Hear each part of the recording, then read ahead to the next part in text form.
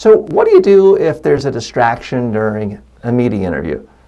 Obviously, if something literally falls on your head and you're in pain, stop the interview, deal with the issue at hand. You could be bleeding, there are bigger issues at hand.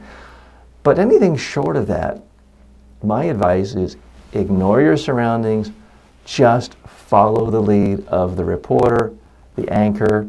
If it's not bothering them, it's not bothering the sounds engineer, just keep doing it. Now, I've had situations before where people start screaming next to me while I'm doing an interview, where there's people distracting, tossing papers behind me. Once I was at NBC being interviewed by MSNBC, by remote, had an earpiece. The two camera people start yelling at each other over whose turn it is for a smoke break, right as I'm being asked a question live on national TV. Distracting. I had to just deal with it. Now, I've seen some people who have a lot more discipline than I do and a lot better ability to focus. Last year I was doing a media training in Lebanon, and I'm training a United Nations official. All of a sudden, all the power goes out. Now, my camera and the little teeny light on my camera had a battery. It was powered by a battery, so I was able to keep recording, and there was still a light. And all the lights in this giant hotel and this giant conference room we're in were going flittering, and then went completely dark.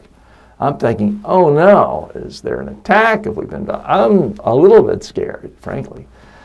But the person I interviewed in the mock training just kept on going. I asked him a question, and he just hit all of his message points, had his sound bites, kept on going.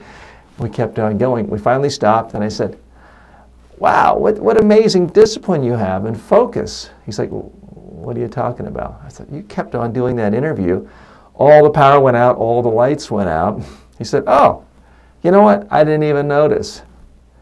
He was based in Syria, so for him, it's unusual if the power doesn't go out constantly. That was his norm.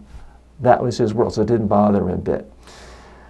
I'm not suggesting you have to take hardship assignments to get tough for media interviews, but the lesson here, when you're in an interview, give it your total focus. Don't be checking out your email, even if it's a radio interview, no one can see you because you're on the phone.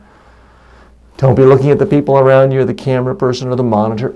Just focus on the questioner, the questions, your message, and your sound bites, and let other people worry about the other stuff.